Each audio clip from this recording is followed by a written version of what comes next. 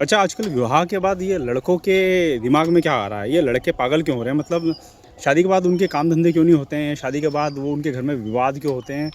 लड़के इससे अधिकतर परेशान क्यों हैं? क्योंकि मैं बताता हूँ इसके कारण क्या है, इसके पीछे का कारण। जो लड़के होते हैं जवान, जो 16-17 साल के होते हैं, उनको क्या है कि शादी से पहले गर्लफ्रेंड चाहिए। अब उसने क्या करा कि एक लड़की से संबंध बनाया, दूसरी से बनाया, तीसरी से बनाया, जो उसकी एनर्जी है उसने 4 जगह इन्वेस्ट करी और 4 लड़कियों की एनर्जी जो नेगेटिव है उसने अपने अंदर ले ली। अब जो उसकी वाइफ़ है ये शादी करके, वो उससे जो भी कर रहा है, अब उसकी एनर्जी जो है 4 लड़कियों की नेगेटिव एनर्जी और उस लड़के की नेगेटिव एनर्जी, सब कुछ एनर्जी का खेल है। और सामने वाली लड़की भी फिर सीता थोड़ी आएगी, फिर सावित्री थोड़ी आएगी, फिर वो भी तुम्हारा बंटाधार करना आएगी, है ना? तो तुम ये समझो कि तुमने जो कर्म किए हैं, जो बीज तुमने बोए हैं, वो पेड़ बन के आएँगे। और तुमने बबुल का अगर बीज बोया तो वो कांटे ही देगा।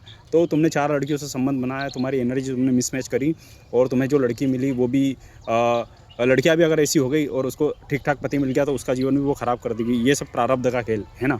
तो हुआ क्या है कि अब अगर मान लो कि उसके पुत्र या पुत्री की प्राप्त होगी, शादी के बाद अगर संतान भी प्राप्त हो गई, तो वो संतान भी उसको नेस्ता-नाबूद उसका सत्यानाश करना ही मतलब। और लड़कियों की चाहिए बिल्कुल रिलैक्सेशन कि अच्छा शानदार कोई मुर्गा मिल जाए और वो मुर्गा मिला, वो भी 50 जगह मुँह मार के आया मुर्गा, और वो मुर्गा तेरी ज़िंदगी ख़राब करना है, तुझे पता ही नहीं मेरी बहन। अगर ज्योतिषी दृष्टिकोण से देखा जाए तो जिस लड़के ने शादी से पहले संबंध बना लिया किसी लड़की से, तो उसका शुक्र ग्रह खराब हो जाता है। अगर शुक्र खराब हुआ तो शुक्र मतलब वैवाहिक जीवन, तो वैवाहिक जीवन भी खराब, पत्नी भी ऐसी मिलेगी कलेशी, आप कलेशी, कलेशी करेगी फिर वो। इसलिए मैं आज के युवाओं को दम लगा के बोलता हूँ कि अपना चरित्र तुम सुधार लो। जो तुम्हें अभी ये चकाचौंध दिखाई दे रही है, ये जो गोरी चमड़ी पे तुम फिसल रहे हो, ये खुले बालों पे स्लीवलेस, ये पागल करने वाली चीज़ें हैं। तुम्हें अक्ल कब आएगी? जब तुम मर जाओगे, तुम्हें कोई पानी देने वाला नहीं होगा, क्योंकि तुम्हारे कर्म तो ऐसे ही है ही नहीं कि तुम मुक्त हो जाओगे या तुम उच्च गति पे चल जाओगे मरने के बाद। तुमने पूजा पाठ साधना कुछ करी ही नहीं जीवन में, तुम्हारा चरित्र ठीक है, और तुम्हें फिर पत्नी ऐसी मिलेगी कि तुम्हारा सत्यानाश कर देगी वो।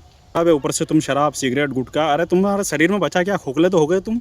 ये समाज के आधे बूढ़े लोग जिनकी उम्र 60-65 साल हो गई, ये साले जाहिल, ये कुछ सिखाते नहीं बच्चों को, नए बच्चों को। तुम्हारा जीवन में सफलता तो क्या, तुम्हें पत्नी ऐसी मिलेगी कि तुम्हारा सब कुछ सत्यानाश कर देगी वो। बीड़ी बाज, सिगरेट बाज, पेग बनाने वाले को कौन सी भगवत गीता समझ में आ जाएगी?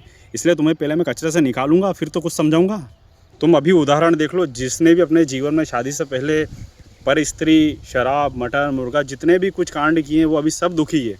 अगर शादी के बाद सुधरने का अवसर नहीं मिलेगा, सुधरना चाहोगे, पागल हो जाओगे, इसलिए मैं पहले ही बोल रहा हूँ, पहले ही सुधर जाओ और भगवान श्री राम के चरण पकड़ लो, पार हो जाओगे। नहीं तो ये कलयुग बहुत पीक पे चल रहा है, तुम कहाँ मरोगे, कहाँ मिलोगे, पता भी नहीं पड़ेगा तुम्हें। ये इंस्टाग्राम के फेमस पुलिस वाला, ये कार्टून, ये कॉमेडी करने वाले कार्टून, ये कोई चीज़ ही नहीं बताएंगे। ये इन्होंने सबने पैसा कमा लिया, ये तुम्हारे मज़े ले रहे हैं। अब समझो किसी चीज़ को।